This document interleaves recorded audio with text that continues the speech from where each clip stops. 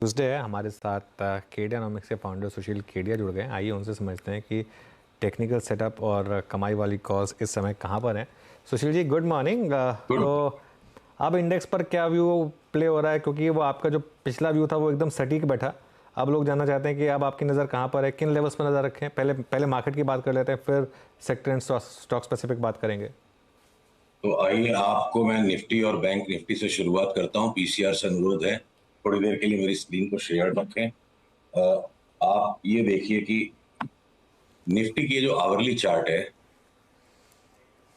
इसमें अगला रेजिस्टेंस है 24,660 का। और जैसे ये 24,660 क्रॉस करेगी, तब तब हम इसके ऊपर में बड़ा व्यू लेंगे 25,500 वाला। 25,500 एक संभावना है। और इस बाजार में जहां नेगेटिव सेंटिमेंट्स, नेगेटिव न्यूज और रोज कुछ ना कुछ छिटपुट छेड़छाड़ हो रही है, तो बिगड़े हुए वातावरण के अंदर में वातावरण कभी भी ट्रेडर को सपोर्ट नहीं करता, उसके उल्टा चलता है। मार्केट का काम है जो इंटेलिजेंट इंसान के दिमाग में महज उसकी इंद्रियों से जो कुछ आने वाला है, बाजार उसका उल्टा करवा देगा। क्योंकि सबके पास वो इंद्रियां हैं। बाजार का माहौल बिगड़ा हुआ है और रैली बन रही है।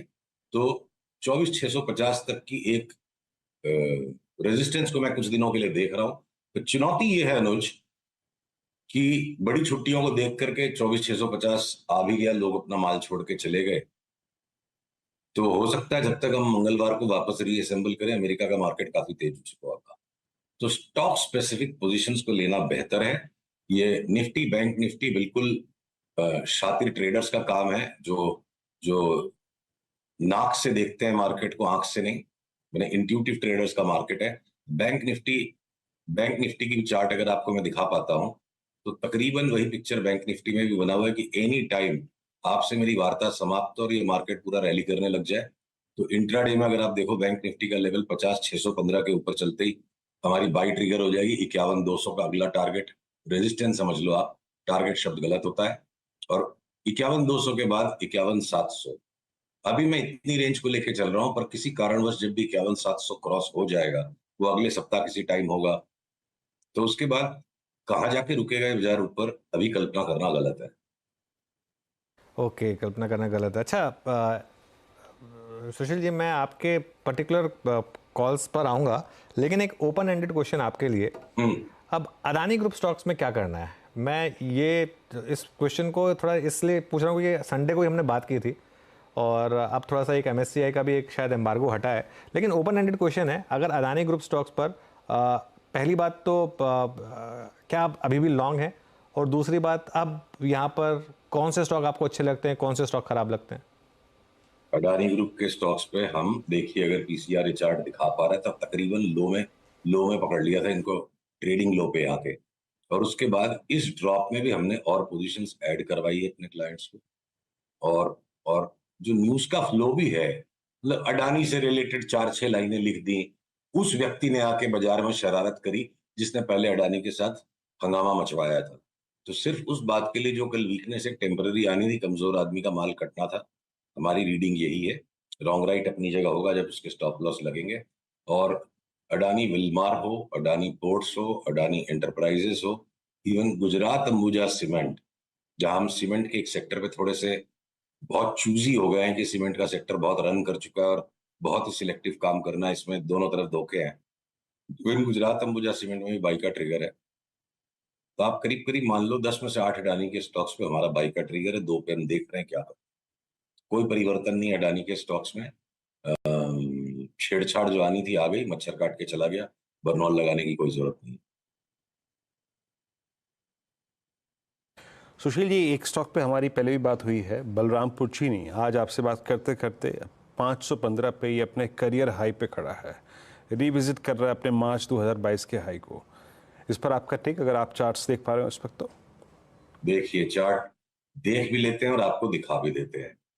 तो अब अगर ये बलरामपुर चीनी ने, ये जो अब अभी अपने रेजिस्टेंस जोन के करीब है, तो यहाँ से जब भी एक रिवर्सल मिलेगा, देखिए यहाँ पे कुछ मीठा हो जाए। हमारी जो रिपोर्ट आई थी कि अगले 6 महीने में 68 पैसा बन जाएगा शुगर स्टॉक्स में, 350 वाला 515 हो गया, हद से ज्यादा शुगर खाने से भी तो डायबिटीज होती है, जी घबराता है, चक्कर आते हैं। तो अगर जब भी टेक प्रॉफिट का सिग्नल आएगा छोड़ देंगे। 450 की कोई फोरकास्ट नहीं, पर संभावना है कि वहां तक भी अगर मिल सकता है तो मुनाफा खाया हुआ रहेगा तब लेंगे। आप चीनी को खाओगे नहीं टाइम पे तो उसको चींटी खा जाएगी। तो पुल बैक में इसको और लेंगे, जिसके बाद अभी भी धारणा यही है कि इसको 600 तक जाना है अंतोगत्वा। पर अब एक बार ओवरबॉट हो रहा है और प्रीएम्प्ट नहीं करेंगे। जिस दिन भी कोई टेक प्रॉफिट का सिग्नल आएगा उस दिन हम बेचेंगे, जिससे कि क्या पता हमें वापस 50-60 रुपया नीचे मिल जाए और हम उसको लेकर वापस 600 में बेचने की कोशिश करें। अच्छा, एक आपकी कमेंट्री में लास्ट टाइम एक स्पेस का जिक्र हुआ था, वो था मीडिया स्पेस। मेरे ख्याल से थोड़ा सा आपने गहन वर्क और भी किया होगा उस पर। मीडिया स्पेस में आपका व्यू क्या है? अमूमन एक स्ट्रॉन्ग फेस से जब एफएमसीजी गुजरता है तो मीडिया भी अच्छा करता है। मीडिया पर आपकी रीडिंग क्या है इस वक्त? देखिए, मीडिया स्टॉक्स पे कोई भी व्यू चेंज नहीं है 3 महीने के हॉराइजन पर। शॉर्ट टर्म ट्रेडिंग के गेम्स अपनी जगह पे हैं, टाइम टू टाइम मुनाफा बुक करना पड़ेगा, फिर से री एंट्री लेनी पड़ेगी।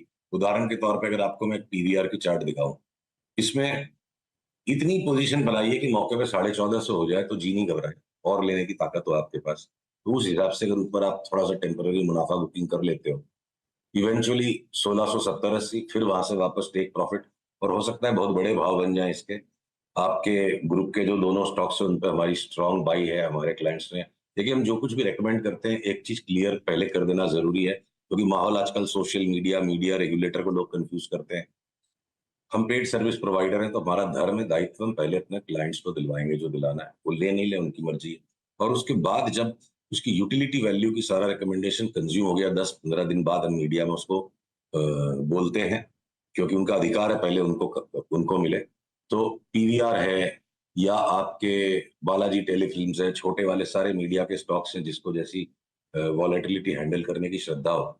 मीडिया के सेक्टर में कोई भी बाई नहीं है, घूम फिर के सारे मीडिया एंटरटेनमेंट में सेल नहीं है, सारे के सारे बाई हैं।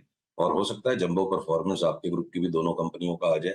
जी टेलीफिल्म और डिश की भी चार्ट बहुत ज्यादा दिनों से दबी पड़ी है, मतलब कभी ना कभी तो हाथी इस पे से पांव उठाएगा, बेचारे बिल्कुल पिसे हुए पड़े हैं। शूट अप आएगा तो इतना फास्ट आ जाएगा कि लेने ही नहीं मिलेगा। तो मीडिया पे हम बिल्कुल स्ट्रांगली बुलिश पैटर्न्स पे बरकरार बने। ओके, चलिए थोड़ा सा मैं होप करूँगा कि आप सीएनबीसी आवाज़ के व्यूअर्स के लिए भी मतलब कुछ कॉल्स सेव करके रखें। नहीं, अपने क्लाइंट से बोलते हैं कि थोड़ा सा एक दोस्ती यारी में थोड़ा सा एक दोस्ती यारी भी है, पर इसमें जितनी हिपोक्रेसी है कि अपने क्लाइंट्स को दिला के दे दिया, तो पहले डिस्क्लोजर करना जरूरी है। नहीं नहीं, वो बिल्कुल नहीं, डिस्क्लोजर होना जरूरी है। मैं सिर्फ ये कह रहा हूँ कि कभी कभी एक आध कॉल ऐसी हो जाए जो सबसे पहले सिर्फ सीएनबीसी आवाज़ पे जाए, मैं उसकी बात कर रहा था। नहीं कि हम ये BTST, buy today sell today buy tomorrow वाले तमाशों में पड़ते नहीं। नहीं नहीं नहीं, वो मैं उसकी बात नहीं, सुशील जी, मैं उसकी बात नहीं कर रहा हूँ। उसलिए क्या है, नहीं देखिए, 5 दिन 10 दिन बाद भी आपके पास वो कॉल आते हैं ना, उनमें हाँ, मलाई बाकी होती है। नहीं वो ठीक है। देखिए सुशील जी इस देश में ना हर तरीके के ट्रेडर हैं, तो किसी के बारे में मतलब बीटीएससी ट्रेडर भी है, एसटीबीटी ट्रेडर भी है, डे ट्रेडर भी है, पोजिशनल ट्रेडर भी है। खैर एनीवे, एक ब्लैंक क्वेश्चन आपके लिए, ब्लैंक चेक क्वेश्चन आपके लिए। तीन चार स्टॉक्स अगर आपको कोई इस समय किसी भी सेक्टर में कोई, इसमें मैं आपको पिन डाउन नहीं कर रहा हूँ कि इसी सेक्टर से बताइए, आपकी चॉइस, पूरा 6000 स्टॉक्स आपके सामने है, कोई 3-4 स्टॉक जो इस समय आपको रॉकेट स्टॉक्स लग रहे हैं। चलिए, तो पीसीआर से अनुरोध है 2 मिनट के लिए मेरी स्क्रीन को दिखा दें। देखिए, जो एंजल ब्रोकिंग का चार्ट है, जो ट्रायंगुलर पैटर्न यहाँ कंक्लूड होने के पॉइंट पर है, हमने अपने क्लाइंट्स को अपनी आधी पोजीशन एक्यूमुलेट करने की सलाह दी हुई, एक्यूमुलेशन चल रहा है। और जिस दिन ये ऊपर वाली येलो लाइन को क्रॉस कर जाएगा 2300 को, तो फिर एट मार्केट बाई करके पोजीशन को क्लोज कंप्लीट किया जाए। हमें 4300 तक की चाल दिखती है, 2100 का स्टॉक है अभी। और इसके सिवाय हिंदुस्तान कॉपर में हमें बड़ी चाल दिखती है, हिंदुस्तान जिंक में बड़ी चाल दिखती है। उसकी रीजन ये है अनुज कि बहुत तरह के चार्टिस्ट हैं। एक तरफा कॉपर में तेजी का व्यू जो देखिए, माइक्रो पहले कॉपर फ्यूचर्स को आप देख लो, ये एक्सट्रीमली शार्प फॉल जो आया और अगेंस्ट द क्राउड की भैया कॉपर एक तरफा तेजी चलेगी, और ये 25-27% का फॉल आ चुका है। अब कॉपर यहां से घूम रहा है, और इसके बीच में हिंदुस्तान कॉपर की चार्ट पहले ही भागने को तैयार हो गई है। ये देखिए आप हिंदुस्तान कॉपर की चार्ट, जैसे ही आज के हाई को क्रॉस करती है हिंदुस्तान कॉपर, हमारा 450 का कॉल आ जाएगा, 450 460 तक का। और एक चार्ट चलते चलते मैं आपको और दिखा जाऊं,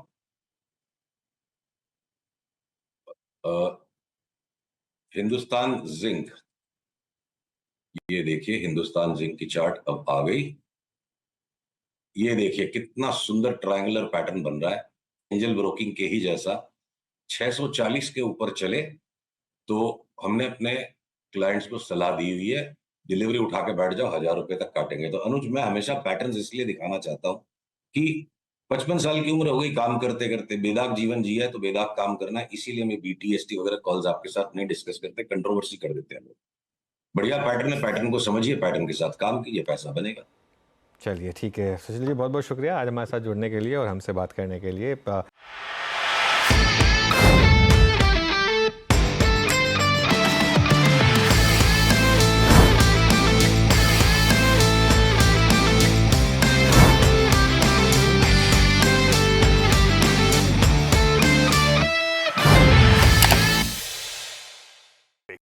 बता दें कि मनी कंट्रोल पर दिए गए विचार एक्सपर्ट्स के अपने निजी विचार होते हैं। वेबसाइट या मैनेजमेंट इसके लिए उत्तरदायी नहीं है। यूजर्स को मनी कंट्रोल की सलाह है कि कोई भी निवेश निर्णय लेने से पहले सर्टिफाइड एक्सपर्ट की सलाह लें।